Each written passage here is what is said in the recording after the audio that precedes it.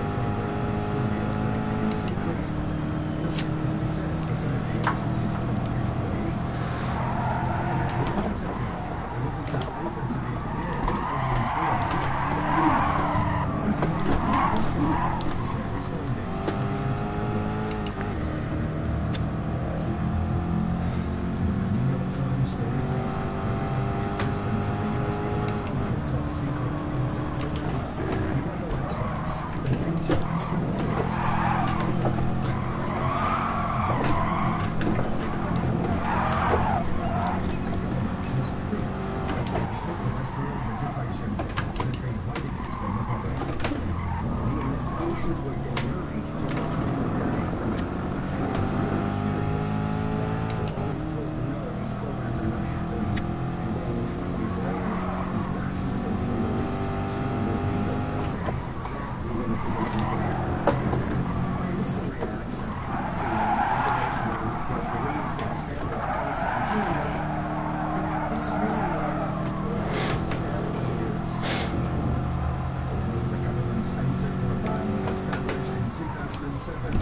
was by no means the first top-secret program set up to investigate UFO activity in the United States. The first was known simply as Project Sign, and it was set up within the US Air Force to investigate unexplained aerial phenomena, such as the event now known as the Battle of Los Angeles. What's called the Battle of LA is actually one of the earliest unexplained UFO mysteries in our modern era. 3 months after Pearl Harbor, it took place on the early morning of February 25th, 1942. An unknown object appeared over Los Angeles, and anti-aircraft guns opened fire on it. The anti-aircraft guns began barking during a blackout ordered by the 4th Interceptor Command at 2:25 a.m. 1,430 artillery shells were fired at several unknown objects. Many eyewitnesses on the ground saw this. There was concern that the Japanese were somehow involved, but there was no Japanese aircraft carrier, no chance that Japanese airplanes could have been responsible for this. The Secretary of the Navy said to the public it was just war nerds, there was nothing out there whatsoever. Although the US Army Air Force officially dismissed the objects seen in the sky as weather balloons, they failed to explain why so many weather balloons would have been floating over Los Angeles in the first place. In the years following the Battle of Los Angeles, numerous other UFO sightings were reported, including the one widely referred to as the Roswell incident, in which an unidentified object, referred to in the press as a flying saucer, reportedly crashed on a ranch just outside the town of Roswell, New Mexico, in July 1947. Within 24 hours, the story changed, and they said, we made a mistake. It's not a flying disc, it's just debris from a weather balloon. The Roswell incident was probably a major contributor to the establishment of what became known as Project Sign just a couple of months later. By the time Project Sign was established in 1948, UFO sightings had become so frequent they could no longer be ignored or dismissed. Given the fact that there was a Cold War escalating between the United States and the Soviet Union, concerns that UFOs might be spy satellites or foreign-made weapons gave some justification to the increasing paranoia. Answers needed to be found, but just as the government's first official UFO program was getting started, it was suddenly and mysteriously shut down. There was a very big incident during the summer of 1948 when a report went to the Air Force Chief of Staff, General Hoyt Vandenberg, and it stated, this is real, they're here. And Vandenberg closed down Project Sign. But why would the Air Force Chief of Staff shut down a program designed to study UFOs, just after being informed that UFOs weren't only real, but were of genuine concern? There seems to be a pattern of suppression over the last 70 years when it comes to the UFO subject. And all of these government investigations into UFOs, where they look into it, then they say there's nothing to it, then they look into it again, then they're finding that there is something to it, but they don't want to say what it is.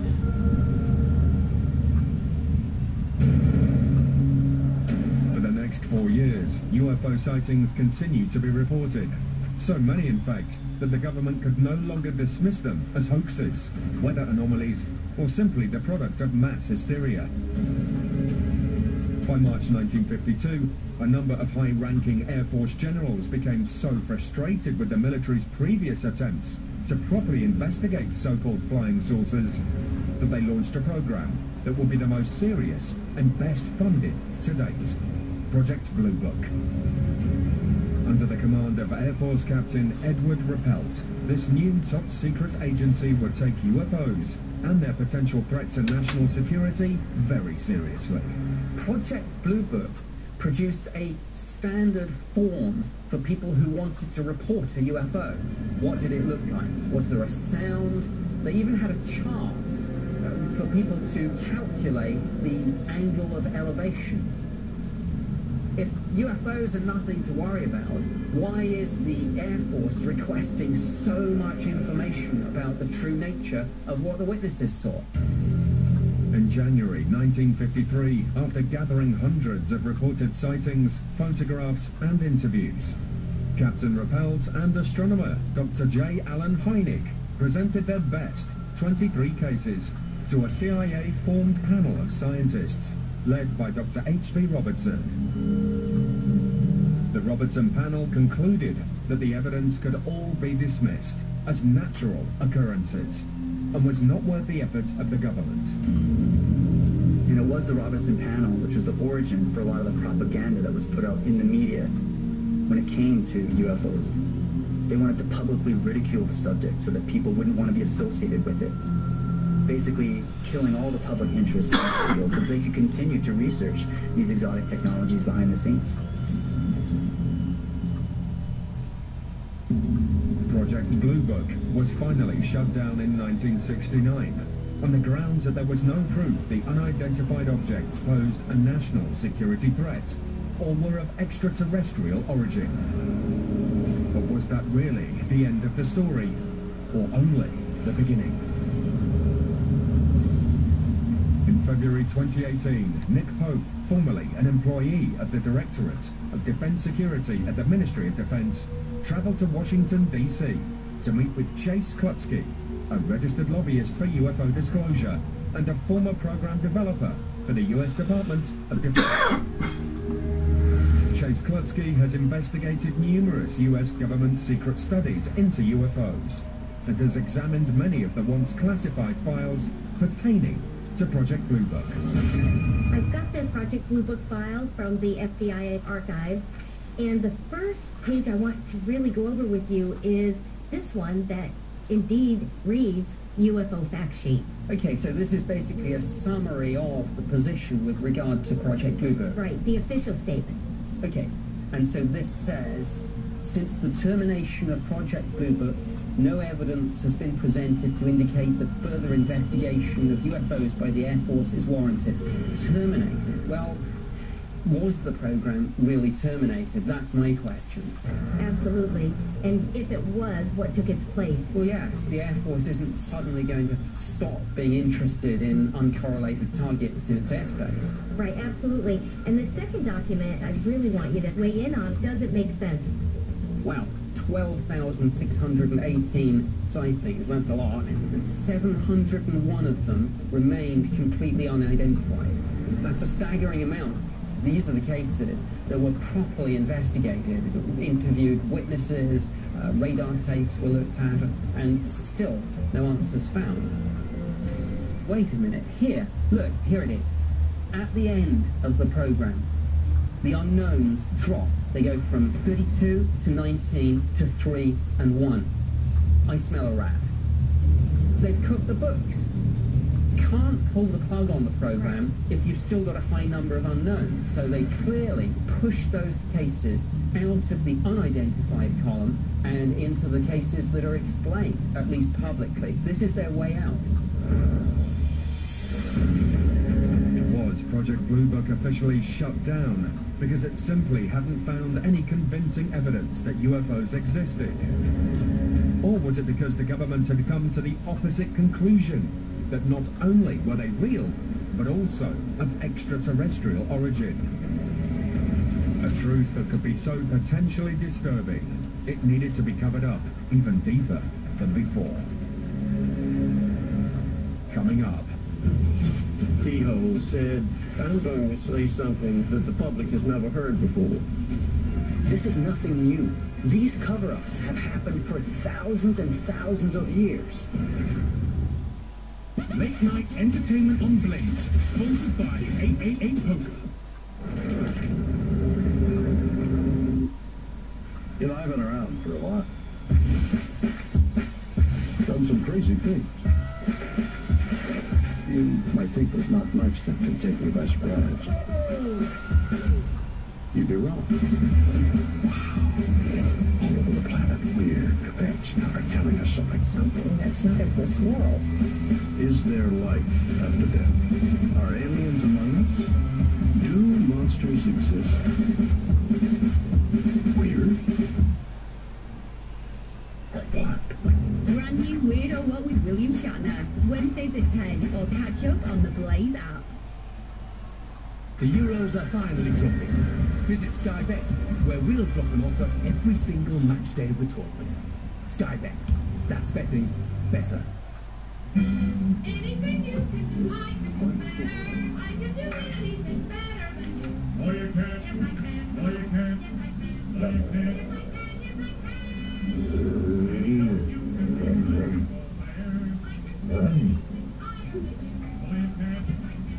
Bye-bye. Yes, I can.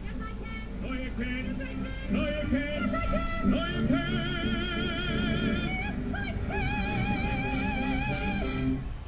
Getting an appetite for it now, isn't he? Flicks it on. Getting tasty out there. Oh no, what's he done? He spilled it! What a waste! Bad swap. Swapping your big match tickets for a cheaper option. Good swap. Swapping to Aldi this summer. Swap and save 35% on this big family shop. Now that is textbook dribbling.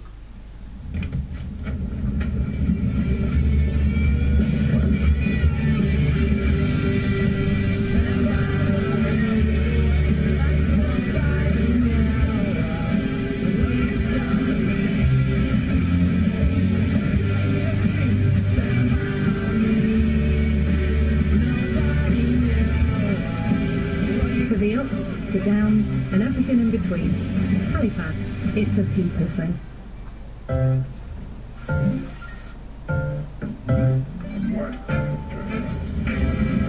Yeah, ready for more. Step outside, I can feel the effect. Too nice, I'm ready, of course. Been locked down in the place, don't want no vibes, I'm ready to tour.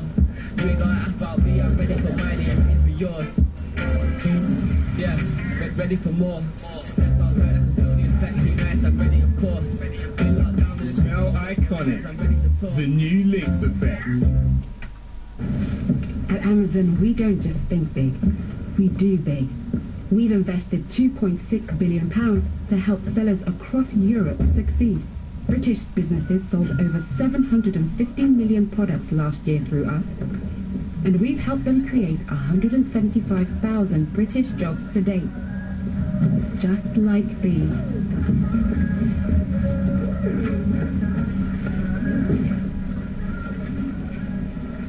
There's a game for you at Gala Spins. Kim Farrow from Harrow plays Irish Frenzy whilst munching a marrow. And Sue Cherritt from Berwick plays polar paws whilst holding a ferret. Play Irish Frenzy, polar paws plus other exciting games at Gala Spins.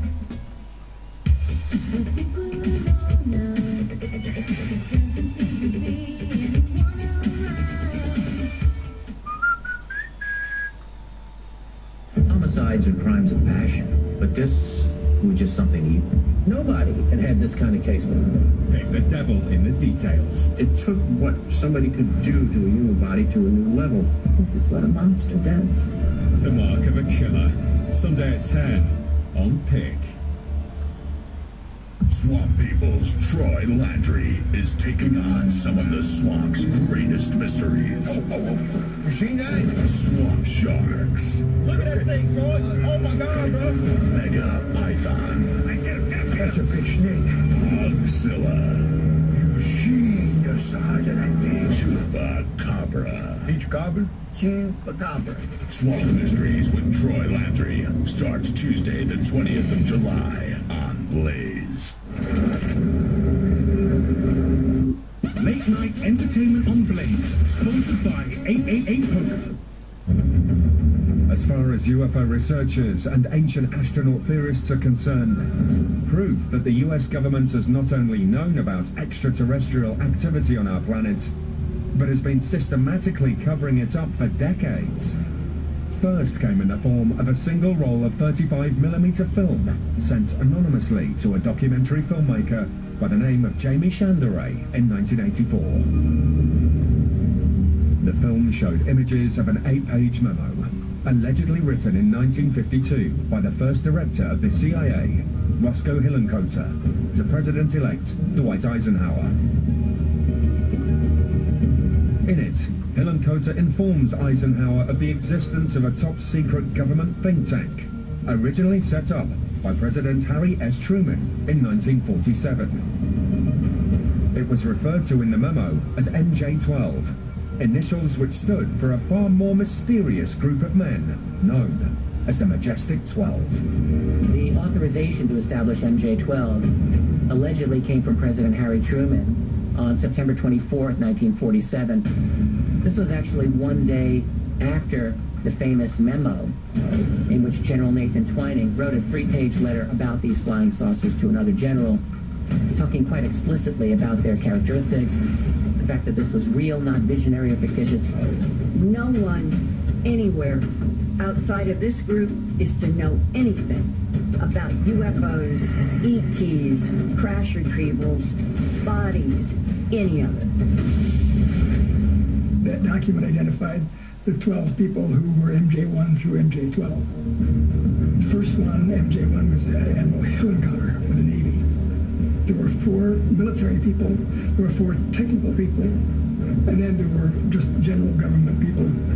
They were the kind of people you'd expect to have been involved in an important top-secret program. While the authenticity of the MJ-12 documents is still being debated, what is known is that in 1954, Eisenhower thought enough of the UFO phenomenon to order a new secret military base to be set up. Located 83 miles northwest of Las Vegas, Nevada, Area 51 would later become infamous as the most top-secret military base in the world. Area 51 is the secret base of all secret bases. For a long time, it was the place that we went to study foreign technology. During the 1970s and 80s, T.D. Barnes worked at the secret base. Reverse engineering captured enemy aircraft like Russian big jets. What we considered reverse engineering was taking a plane or a radar, taking it apart, looking at the electronics, how they built it. We were all bound by security oaths. We could not tell it. But is it possible that as well as reverse engineering foreign fighter jets, Area 51 employees were also working on other out-of-this-world technologies? To my mind, it's also clear that the U.S. government has had crashed extraterrestrial technology, and Area 51 would have been the perfect place to reverse engineer and test that particular information. To keep the activities at Area 51 and elsewhere hidden from the public, members of the military were sworn to secrecy. But luckily for UFO researchers and ancient astronaut theorists, not everyone involved was prepared to remain silent. Some became whistleblowers who risked everything, from public scorn to imprisonment, in order to spread the truth. Washington State, the 24th of June 1947. Aviator and businessman Kenneth Arnold witnesses 9 fast-moving objects flying in formation near Mount Rainier. He times them as they fly between 2 mountain peaks and calculates their speed to be between 1,200 and 1,700 miles per hour, at least 600 miles per hour more than the fastest aircraft of that time. Kenneth Arnold is the guy who actually is credited with coining the term flying saucer, because what he saw were objects that were flying at some distance from his airplane that were sort of skipping and jumping and wobbling and doing very, very unusual high-speed maneuvers. So that's where the term flying saucer came from. Although the U.S. Air Force formally categorized Kenneth Arnold's experience as a mirage, other reported sightings were not so easily dismissed. The public was starting to demand answers. Once the initial sighting happened by Kenneth Arnold and the Roswell incident took place, there were sightings everywhere around the United States. They were happening all over the world. In 1949, retired Marine Corps pilot turned writer Major Donald Kehoe was asked by True magazine to write an article on these numerous sightings. Although Kehoe was a skeptic, he spent the next 8 months conducting his own research by tapping into his contacts in the Pentagon and the military. Eventually, he came to a conclusion he would previously have considered unthinkable. Not only were flying saucers real, they were of extraterrestrial origin. Major Kehoe was one of the last real military voices from the time of the Truman administration going into the Eisenhower administration, who was honestly trying to tell the truth. Kehoe's article in True magazine shook the nation. Not only was it a solid piece of journalism on the topic of UFOs, but also a stinging indictment of the US military and the government's determination to keep the public in the dark. That True magazine, it was historic because it went to a heck of a lot of people. Then in 1958, Kehoe went on a program called the Armstrong Circle Theater, which was a live television program. UFO, the Enigma of the Skies, on the Armstrong Circle Theater. Major, you've seen our report on the Air Force conclusions dealing with the current UFO sightings. Well, I was excited to hear that Kehoe was going to debate the Air Force. And now, Mr. Edwards, I would like to make a disclosure, something which has never been revealed to the public. Toward the end of the program, he broke